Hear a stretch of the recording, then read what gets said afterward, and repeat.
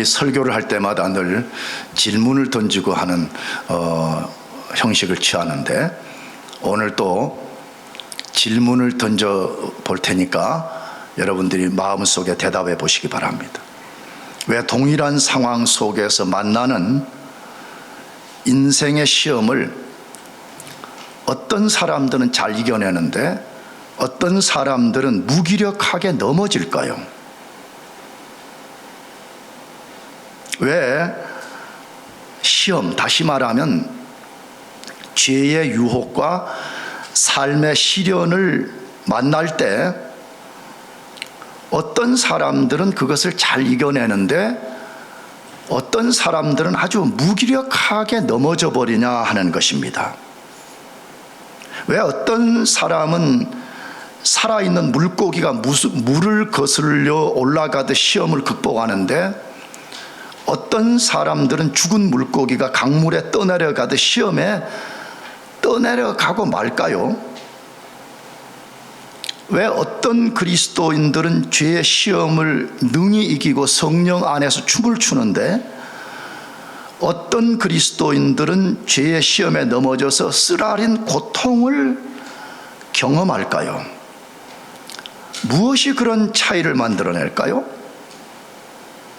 환경의 문제일까요? 그 사람의 문제일까요? 쉽게 시험에 넘어지는 사람들은 대부분 이런 이야기를 많이 합니다. 환경이 안 좋다는 거예요. 환경 때문에 넘어졌다는 거예요. 환경이 문제라 그렇게 말합니다. 그런데 하나님의 말씀인 성경은 그렇지 않다고 말씀합니다. 물론 우리의 경험에 의해서 환경이 너무 혹독해가지고 견딜 수 없는 환경을 만나는 것이 사실입니다.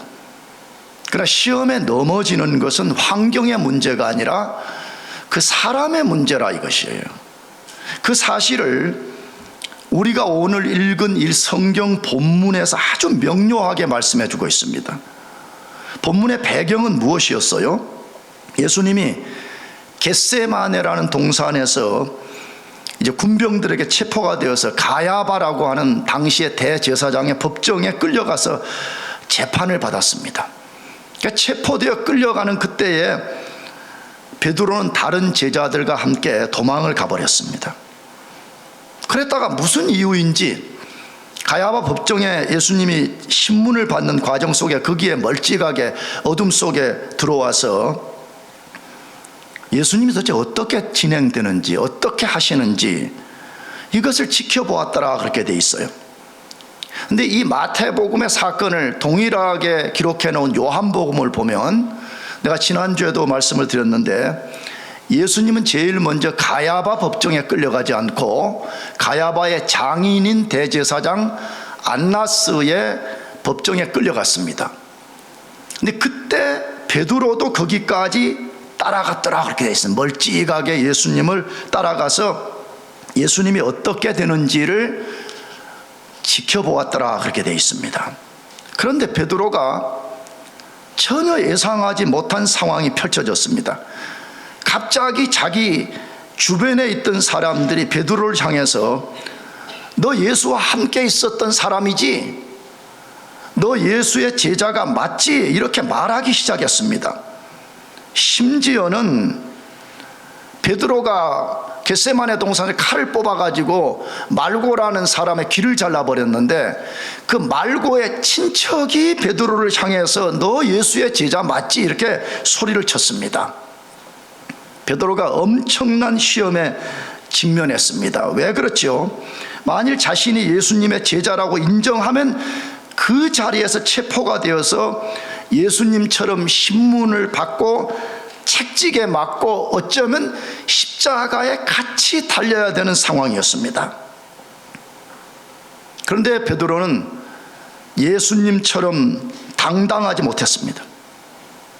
지난주에 말씀을 드렸는데 예수님은 종교 지도자들과 정치 지도자들에게 총 6번 재판을 끌려다니면서 받았는데 예수님은 단 한 번도 흔들림이 없었습니다. 그러나 베드로는 3번에 걸쳐서 자기는 예수를 모르고 예수의 제자가 아니라고 부인했습니다.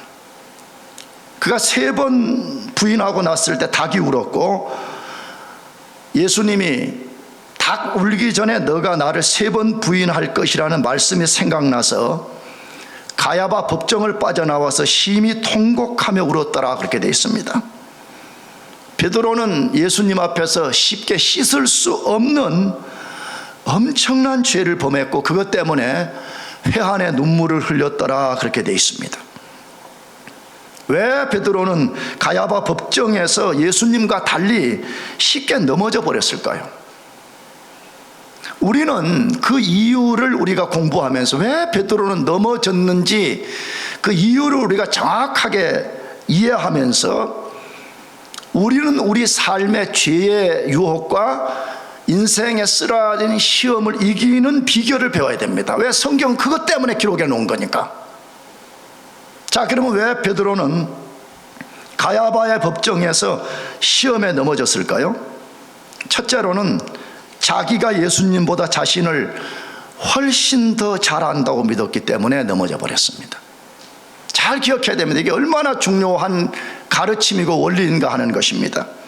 자기가 예수님보다 자신을 훨씬 더 잘 안다고 믿었기 때문이었습니다. 베드로는 겟세마네 동산에서 주님을 배신하지 않겠다고 큰 소리 친 것에 비해서 너무 쉽게 예수님을 배신하고 무너져 버렸습니다. 마태복음을 같이 읽어왔던 우리는 알고 있잖아요. 베드로가 엄청 큰 소리를 쳤습니다. 그 큰 소리에 비해서 너무 쉽게 무너져 버렸습니다. 그 사실을 오늘 본문 69절에서 70절부터 시작되는데 다시 읽어보십시다. 베드로가 바깥들에 앉았더니 한 여종이 나와 이르되 너도 갈릴리 사람 예수와 함께 있었도다 하거늘 베드로가 모든 사람 앞에서 부인하여 이르되 나는 내가 무슨 말을 하는지 알지 못하겠노라 하며 라고 되어 있습니다. 뭘 소개하고 있는 말씀이죠? 베드로가 예수님이 끌려간 법정 바깥들에서 안쪽 상황을 내 표현을 하면 비겁하게 지금 살펴보고 있었어요. 그때 한 여종이 베드로를 향해서 너도 갈릴리 사람 예수와 함께 있었도다 라고 말했습니다. 그때 흠칫 놀란 베드로가 예수님을 어떻게 부인했다고 되어 있어요? 모든 사람 앞에서라고 되어 있어요. 누구 앞에서요? 모든 사람 앞에서 그렇지 않다고 부인했습니다. 너무나 짧은 순간에 너무나 쉽게 너무나 예기치 못하게 베드로는 예수님을 부인하고 말았습니다. 자기는 절대로 예수님을 부인하지 않는다고 큰 소리 쳤습니다. 심지어 자기가 죽음의 자리에까지 같이 간다라고 말했습니다. 그런데 큰 소리에 비해서 너무 쉽게 너무 일순간에 예수를 부인하고 말았습니다. 왜 그렇게 쉽게 부인하고 말았을까요? 왜 그렇게 큰 소리를 쳤는데 그렇게 쉽게 무너져 버렸을까요? 이게 남의 이야기가 아니잖아요. 베드로만의 이야기가 아니잖아요. 오늘 우리 모두가 얼마나 큰 소리를 뻥뻥 치고 라고 우리가 하면서 우리가 쉽게 우리가 무너져 버리냐 이거예요. 그럼 도대체 그 이유가 뭐 때문이냐 하는 것이에요. 예수님이 겟세마네 동산에서 아주 분명하게 하신 말씀이 있었습니다. 그것이 뭐였죠? 시험에 들지 않도록 깨어 기도하라라고 말씀했습니다. 분명하게 말씀했습니다. 흐리멍텅하게 말씀한 것이 아닙니다. 추상적으로 말씀한 것이 아니었습니다. 시험에 들지 않도록 깨어 기도하라고 말씀했습니다. 베드로는 이 말씀을 무시했습니다. 우리가 몇 주 전에 살폈지만 예수님은 시험을 앞두고 땀이 핏방울이 되게 하나님께 간절히 기도했습니다. 나는 우리 어제 리더 수련회를 하면서 리더들과 그런 도전했습니다. 우리 진짜 한번 간절히 좀 기도해보자. 내가 10여 년 전에 이 교회의 어떤 일들을 행하면서 했던 간증을 한 적이 있었습니다. 창자가 끊어지게 좀 해보자. 심지어 내가 농담식으로 만일에 기도하다가 창자가 끊어지면 수술비 5만 불을 우리 교회가 대주겠다고 했어요. 예수님은 지금 내 표현대로 하면 창자가 끊어지게 기도한 거요. 그 현상이 뭘로 드러났다고요? 간절히 기도하니까 땀이 막 푹푹 터지는데 모세혈관이 터지면서 그 피가 땀과 함께 쏟아지면서 이렇게 멀리서 보게 되면 꼭 땀방울이 핏방울처럼 쏟아지는 역사가 일어났다 이 말이죠. 예수님은 겟세마니라는 똑같은 장소 똑같은 상황에서 간절히 기도했습니다. 그러나 베드로를 포함한 제자들은 단 1시간도 깨어서 기도할 수가 없었습니다. 성경에 그렇게 코멘트를 했어요. 너희가 나와 1시 동안도 깨어 기도할 수 없더냐 이렇게 돼 있어요. 자, 그럼 다시 질문해 봅시다. 왜 예수님은 내 표현으로 창자가 끊어지게끔 간절하게 기도하는데 베드로와 제자들은 단 10분도 깨어서 기도할 수 없었냐는 것이에요. 제일 먼저 예수님의 엄중한 경고의 말씀을 무겁게 받아들이지 않았기 때문에 그렇습니다. 다시 말하면 예수님 말씀에 무시해버렸다는 거야. 예수님 말씀에 깡그리 멸시한 거요.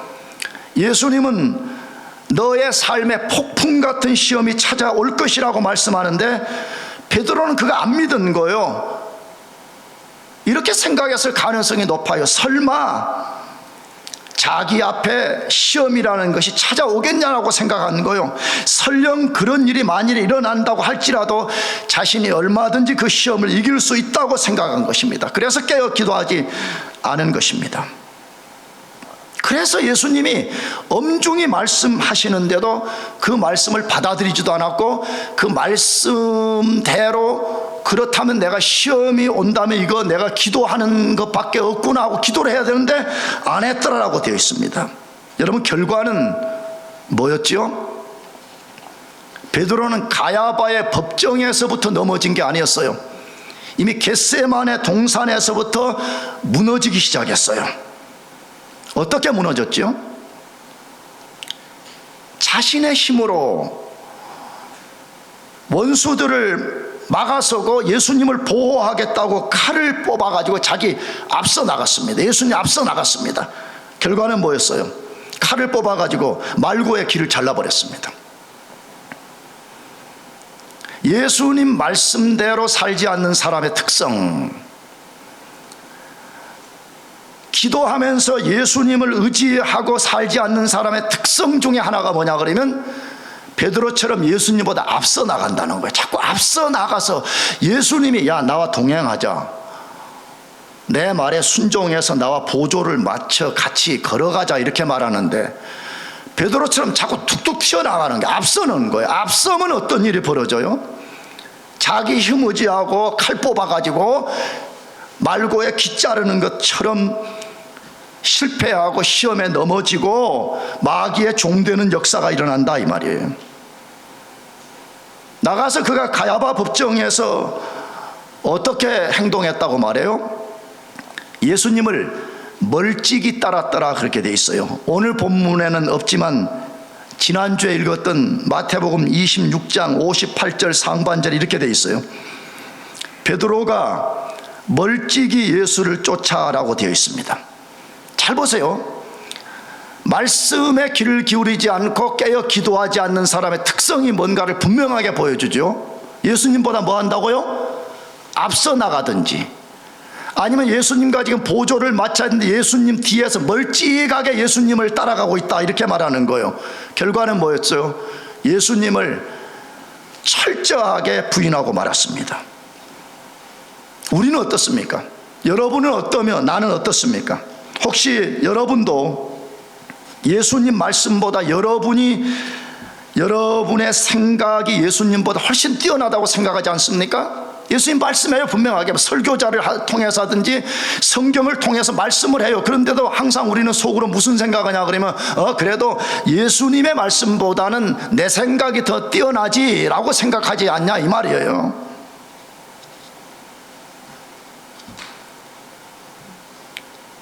이걸 또 다로 말해 봅시다. 혹시 여러분과 저는 이렇게 생각하고 있지 않아요? 우리 자신이 예수님보다 우리 자신을 더 잘 안다고 생각하고 있지 않습니까? 모르기는 해도 상당히 많은 사람들이 그런 태도로 살고 있을 것이라고 생각이 듭니다. 만일 여러분과 제가 이런 태도를 바꾸지 않으면 우리는 인생의 시험을 절대로 이길 수 없습니다. 그게 죄의 유혹이든 삶의 시련이든 우리는 절대로 이길 수 없습니다. 왜 그렇습니까? 왜 절대로 이길 수 없는 것이에요? 예수님 말씀에 순종하여 자신을 첫째는 경계하지 않고 나아가서 기도하지 않기 때문에 그렇습니다.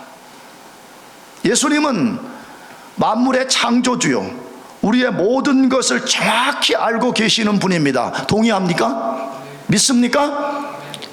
예수님은 창조주요, 예수님은 그러기 때문에 피조물인 우리의 모든 것을 정확하게 꿰뚫어 보고 계십니다. 현재 무슨 일이 있으며 앞으로 무슨 일이 벌어질 것인지를 정확하게 알고 계십니다. 그래서 베드로에게 경고를 한 거예요. 너 앞에는 지금 폭풍 같은 인생의 시험이 다가오고 있다. 그러니까 깨어서 기도하라고 경고의 말씀을 하신 것입니다. 우리에게도 똑같이 지금 말씀하시는 거예요. 우리 자신의 모든 것을 알고 계시고 우리의 미래를 우리는 모르지만 그분이 꿰뚫어 계시면서 우리에게 경고의 말씀을 보내시는 것입니다. 어떤 방식으로 여기 있는 설교자를 통해서 하든지 아니면 목장의 목자를 통해서 하든지 아니면 때로 여러분의 양심을 통해서 아니면 환경을 통해서 아니면 여러분이 성경을 읽을 때에 예수님이 경고의 말씀을 보냄에도 불구하고 베드로처럼 안 듣는 것이에요.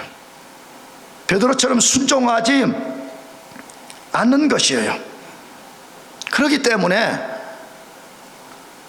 나타나는 현상이 뭐라고요? 깨어 기도하는 것을 죽기보다 싫어합니다. 그래서 난 여러분 다 모르겠어요. 내가 조금 같이 신앙생활 하는 우리 형제 자매들 나 도전을 많이 하거든요. 왜? 기도가 너무너무 중요한데 왜 기도를 안 할까 하는 생각이 드는 거예요.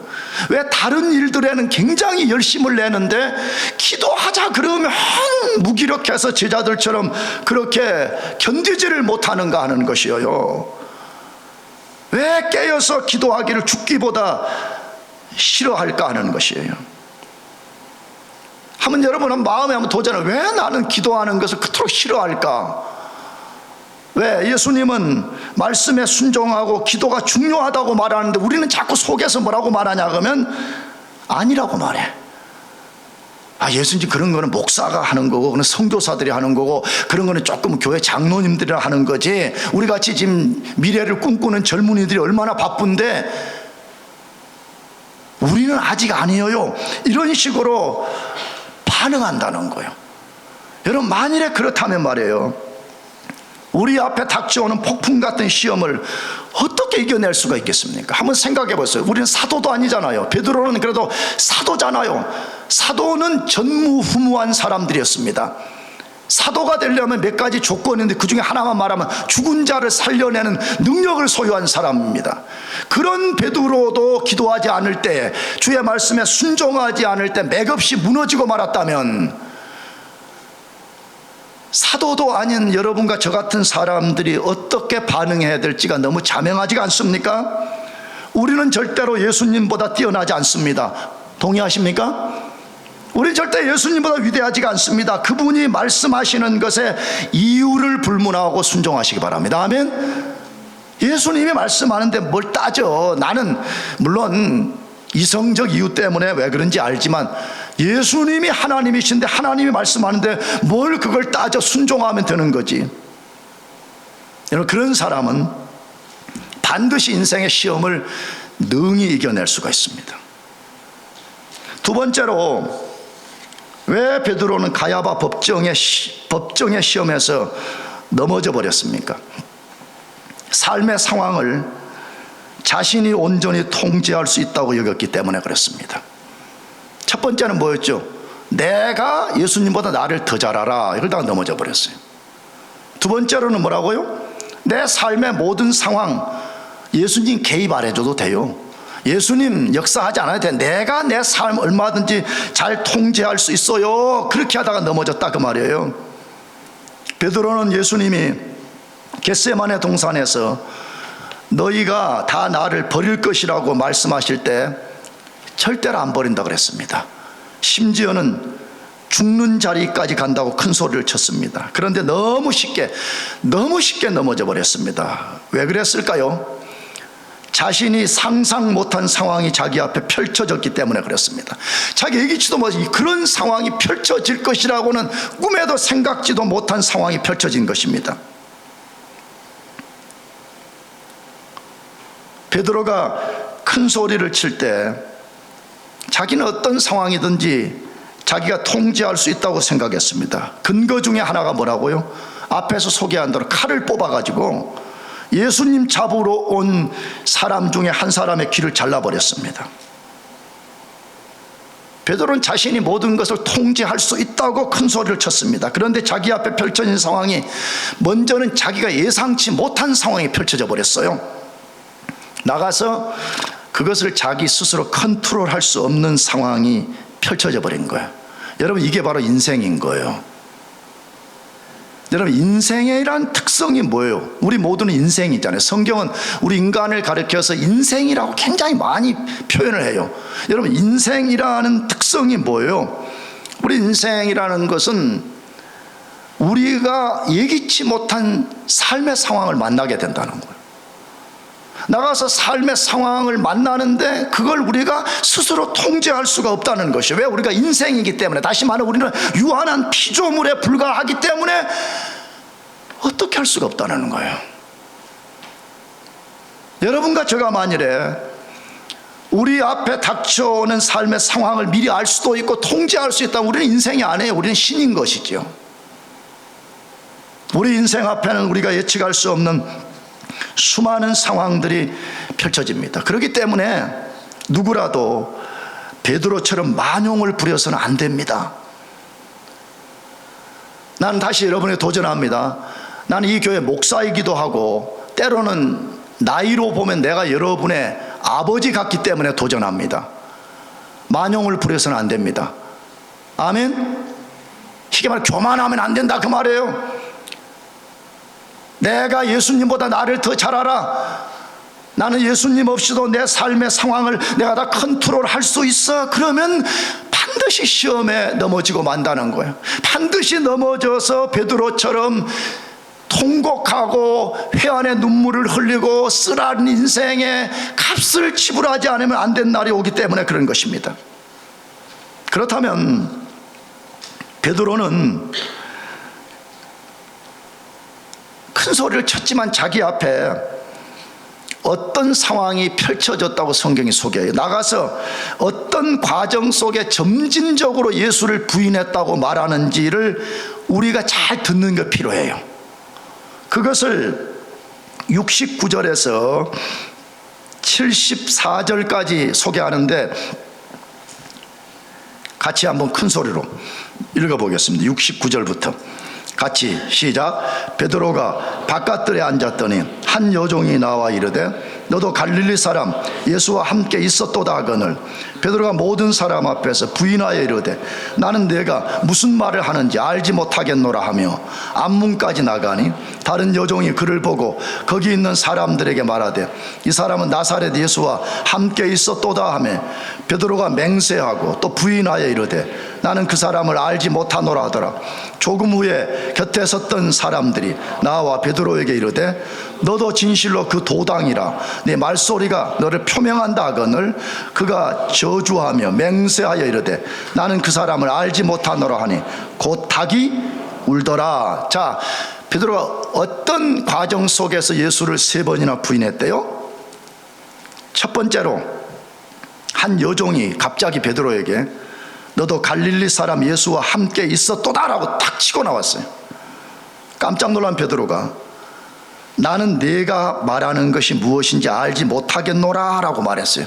여러분, 어디서 많이 들어보는 데자뷰잖아요. 많이 본 데자뷰잖아요. 2000년 전에 지금 사건을 기록해 놓는데 오늘 우리 상황 속에 많이 일어나는 일들이잖아요. 뭐지요?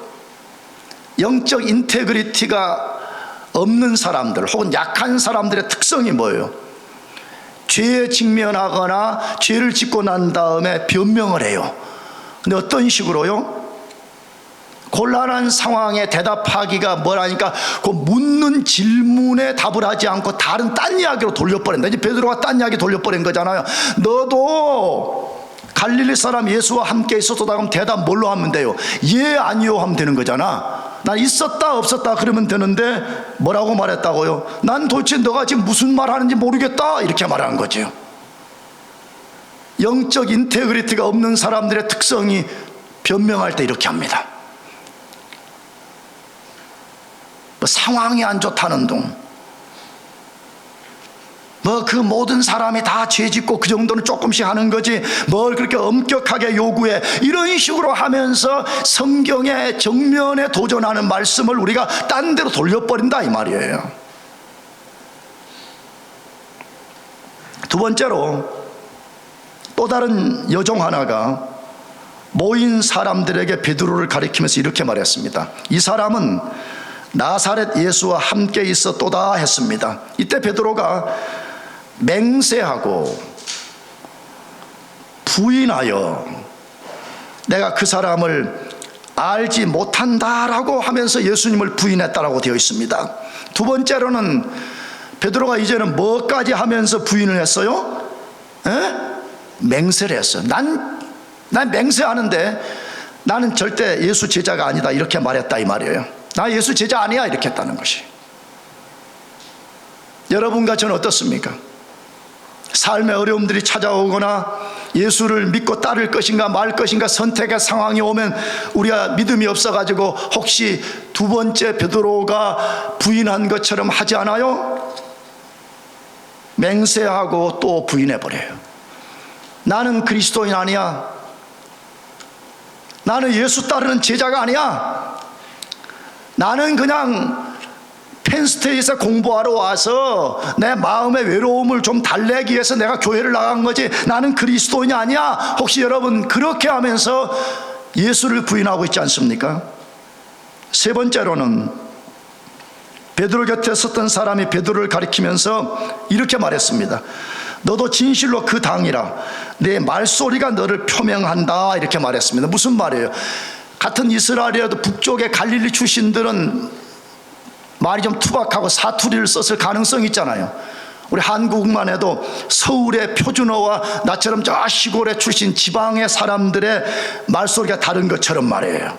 너 말소리 들어보니까 너 분명히 갈릴리 출신이고 너 예수의 제자 맞아 라고 말하니까 베드로가 뭐라고 말했어요? 저주하며 맹세하여 그 사람을 알지 못한다라고 부인했습니다. 베드로는 예수님을 세 번 부인하는 상황에 무엇을 소개하고 있어요?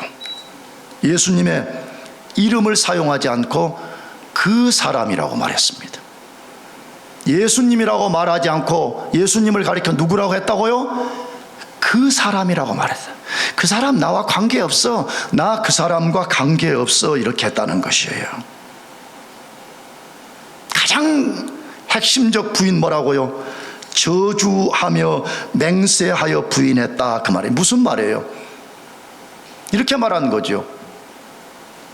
나 만일에 나 예수와 관계없다고 내가 분명히 말했는데 이것이 만약 거짓말로 판명된다 그러면 내가 목이라도 내놓겠다. 내가 만약 이 말이 거짓말이라면 난 죽겠다 그렇게 말했다 이 말이에요.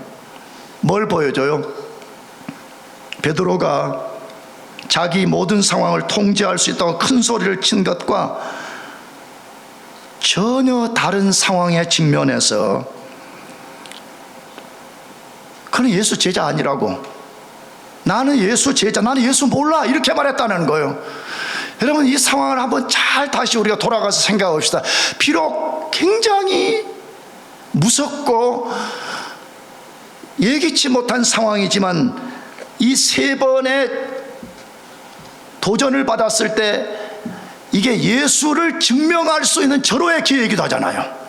너 예수 제자 맞지? 그렇게 나는 맞다 말이야. 그리고 지금 이 끌려온 예수는 너희가 생각한 것처럼 이 사회를 데몬스트레이션 하는 존재도 아니고 이 예수는 사람에게 해를 끼친 존재도 아니요, 이는 바로 우리의 구원자로 왔다고 말할 수 있는 기회임에도 불구하고 그는 철저하게 예수를 세 번씩이나 부인하고 말았습니다.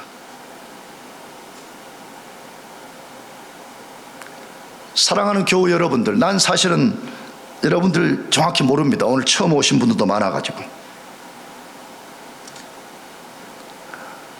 우리도 매우 주의해야 됩니다. 우리 자신이 우리의 모든 상황을 컨트롤할 수 있을 것이라고 제발 큰 소리 치지 않았으면 좋겠습니다. 우리의 모든 상황은 주 대신 예수님만이 통제합니다. 믿습니까? 그렇다면 우리가 낮아지고 겸손하고 그분이 말씀하면 그거 그대로 받아들이고 그분이 너 삶이 지금 위험하다 그러면 예 알겠습니다. 그러면 어떻게 위험을 피할 수 있을 것입니까? 어떻게 하면 내가 이것을 이겨낼 수 있습니까? 이 겸손한 자세가 필요한 것입니다.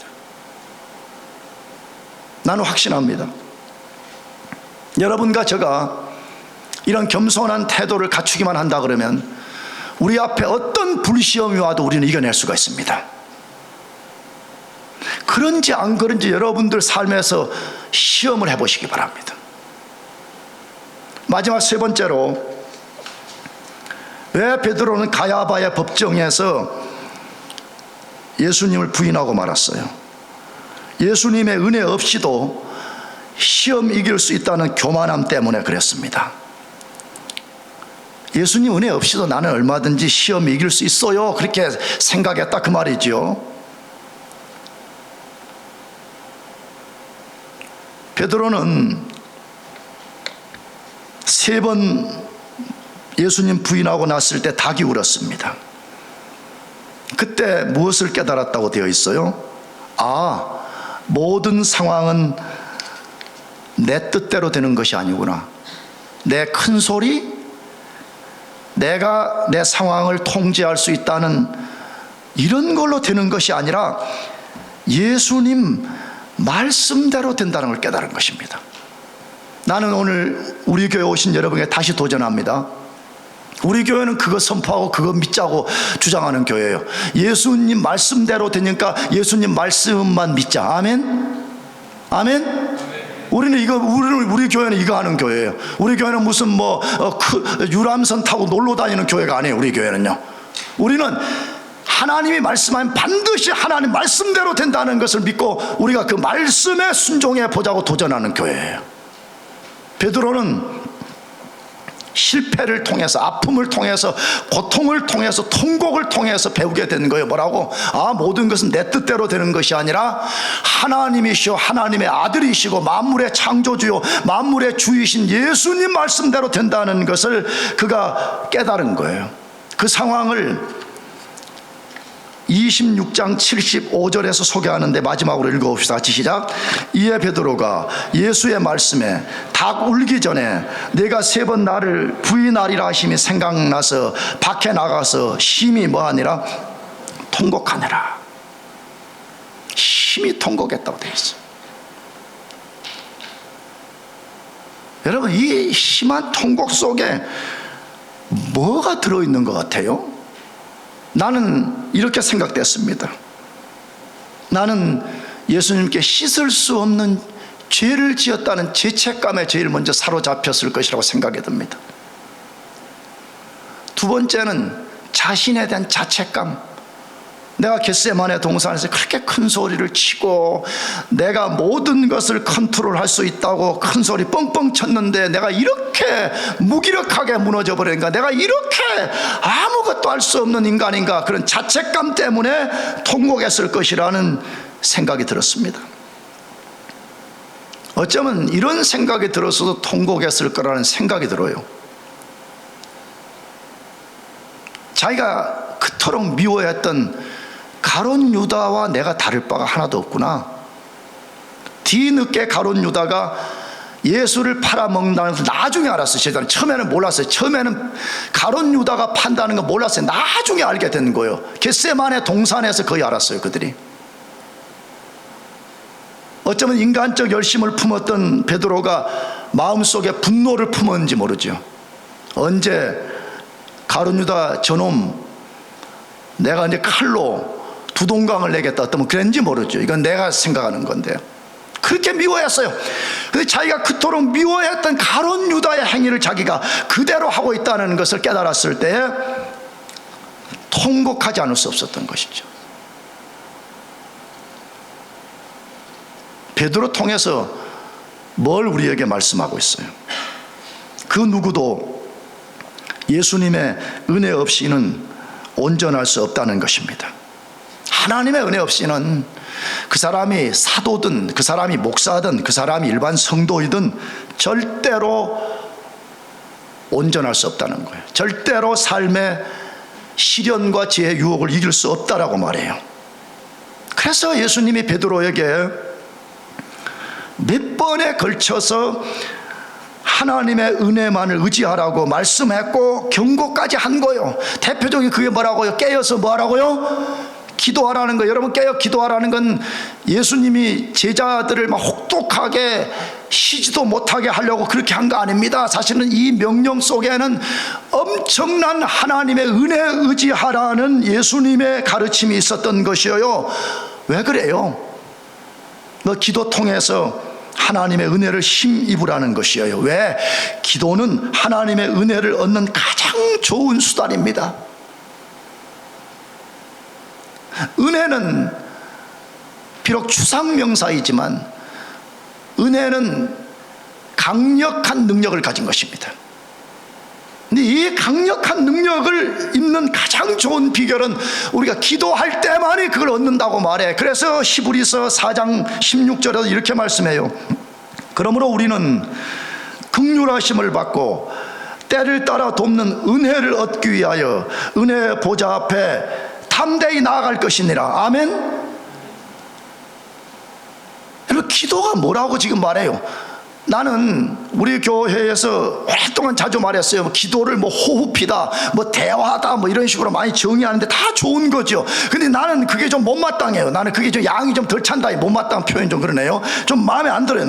나는 내가 기도를 뭐라고 나는 정의하는 것을 좋아하냐 그러면, 유한한 인생이, 유한자인 내가 무한하신 하나님께 기도를 하는 파이프라인을 연결해서 그의 무한을 공급받고 사는 것이 기도라고 나는 믿어요. 그러니 우리 그리스도인들이 도대체 하나님으로부터 얼마나 큰 특권을 받았냐 이거예요. 구원받지 않은 사람은 이 특권이 없어요. 미안하지만 구원받은 사람에게만 이 기도의 특권이 주어져 있어요. 근데 우리 유한한 우리가 무한자와 연결해서 무한자의 것을 공급받는 특권을 예수 믿어 구원받으면 모두에게 주어졌다는 거예요. 교회를 오래 다녔든 오래 다니지 않았든 그 사람이 교회 뭐 직분이 있든 없든 상관없이 하나님의 자녀에게는 모두에게 이 기도의 특권이 주어졌다는 것이에요.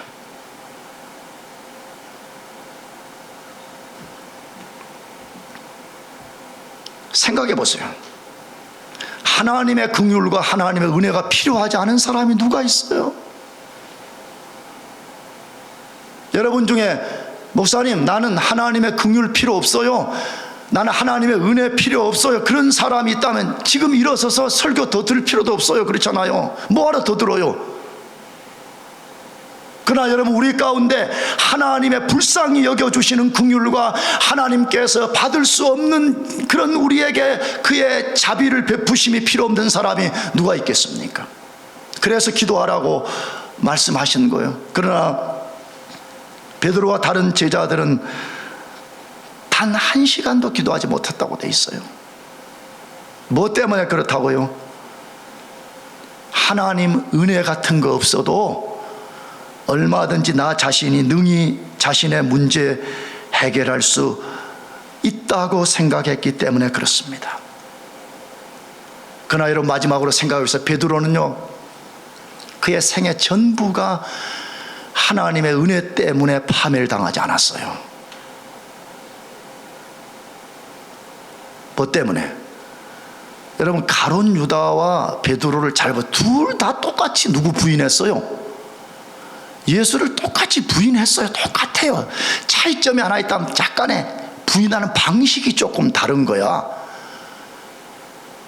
그렇다면 여러분, 왜 가룟 유다는 파멸, 지옥에 떨어져 버리신 거예요? 근데 왜 베드로는 똑같이 부인했는데 그는 회복이 됐냐 이거예요? 뭐 때문에 그러는 거예요? 하나님의 은혜 때문입니다. 아멘.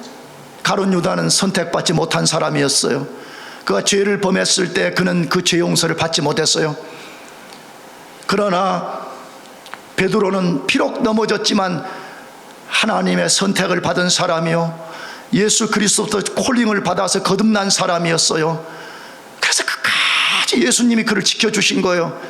예수님 지켜주신 이야기 어디 나와요? 누가복음 22장 31절 32절에 시몬아 시몬아 보라, 사탄이 너희를 밀가부르 하려고 요구하였으나 그러나 내가 너를 위하여 내 믿음이 떨어지지 않기를 기도하였노니라고 되어 있어요. 여러분, 똑같이 예수 부인했음에도 불구하고 베드로가 파멸에 떨어지지 않은 이유는 예수님의 은혜 때문이에요. 그러므로 여러분과 제가 넘어지지 않고 설령 넘어졌음에도 지옥 가지 않은 근거가 하나 있다면 하나님의 은혜 때문인 것을 믿어야 돼요. 그렇다면 여러분, 이후부터 우리 삶의 방식을 바꿉시다. 내가 모든 것을 할 수 있다, 그런 게 어디 있어요? 그런 교만과 자만이 어디에 있어요? 아버지, 나는 인생에 불과합니다. 나는 티끌 같습니다. 나는 아담아 같습니다. 나는 타락한 아담 같은 존재입니다. 아버지의 은혜가 없이는 한순간도 존재할 수 없습니다. 아버지의 은혜를 힘입지 않고는 내 인생을 내가 개척할 수 없습니다. 아버지의 은혜가 없이는 내 앞에 닥쳐오는 죄의 시험과 삶의 시련을 이길 수 없습니다. 하나님의 은혜만을 힘입으면서 여러분 삶의 시험들을 능히 이겨내시기를 주의 이름으로 축복합니다. 기도하겠습니다.